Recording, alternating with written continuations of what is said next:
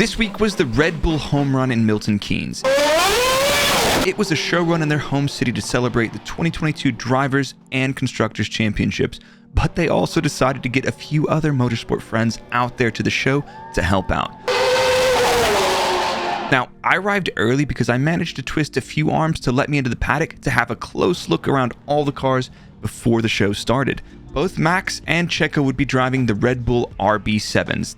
These cars were originally driven by Mark Webber and Sebastian Vettel in 2011. It's actually been quite a long time since I've heard a Formula 1 V8, so this was brilliant to finally hear these things again. Now, this is just the warm-up, but in a minute you'll get to hear the 2.4-liter V8 revving all the way up to 18,000 RPM, or pretty close to it. I actually think that they turned the show cars down a little bit. Now, a lot of people ask me why they weren't using the Red Bull RB18, this year's car, for show runs, and honestly, I'm not entirely sure, but I do know for a fact that the V6 hybrid power units are quite a lot more complicated to run than the old V8s. After having a look around the F1 cars for a bit, I went to see what else was going on. Now, I found the Red Bull Drift brothers and their pair of BMWs. There's this newer BMW G82 M4 and this gorgeous old school BMW E30. I think it's a 370i. Now, I heard something else. The American in me could not resist the sound of the NASCAR V8. Patrick Friesacher would be driving this thing today, and I didn't realize this until today, but he has ties all the way back to Red Bull as far as I can tell from 2001, driving an F3000. He also drove for Minardi in F1 in 2005. The next thing that I found walking through the paddock was Sebastian Loeb's WRC car.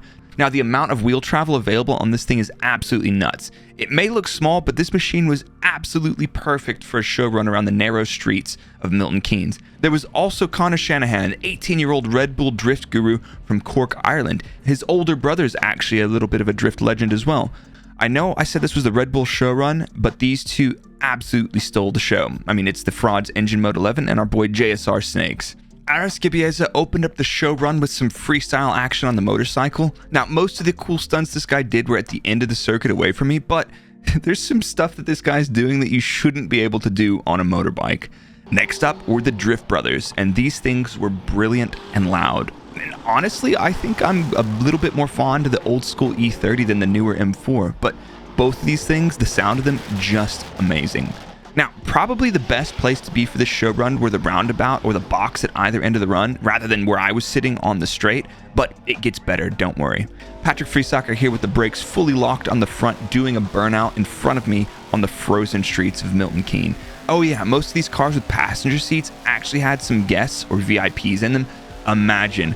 Maybe one day I'll get a little ride in one of these things. Now, low grip, wet, slippery surfaces. These are all perfect conditions for the WRC legend Sebastian Loeb and the nimble WRC car.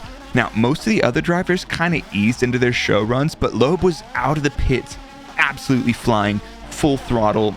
It was brilliant. So I got to see a couple donuts in the middle of the road by the pit exits. Now, I'm not exactly sure if many of the other cars would actually have enough room to do donuts in such a small space, but Sebastian does a great job here. And yeah, here's a little launch. Love it. Now, Connor Shanahan spent most of his runs doing what he does best, driving sideways. Man, I wish I was doing something this cool when I was 18. But anyway, before the RB7 showed up, we had to have Dougie Lampkin goofing off on his trial bike. And this dude is an absolute menace, and he's very precise. Now, the last time I saw Dougie was when the team gave Daniel a Renault as his leaving gift. Dougie Lampkin did a burnout on the roof of this car that they gave him. It was hilarious. Look, here's the tweet. Finally, we've got Max and Checo tearing up the streets of Milton Keynes in these gorgeous, loud RB7s. The sound is amazing. I miss this sound. I really wish they would go back to V10s, but anyway, these V8s will do just fine. Now, the RB7s are pretty big and not really ideal for street circuits, but the 2022 cars are even bigger. I'm just glad that we got to hear this sound again. So enjoy the video, enjoy the sounds, and I will see you guys soon.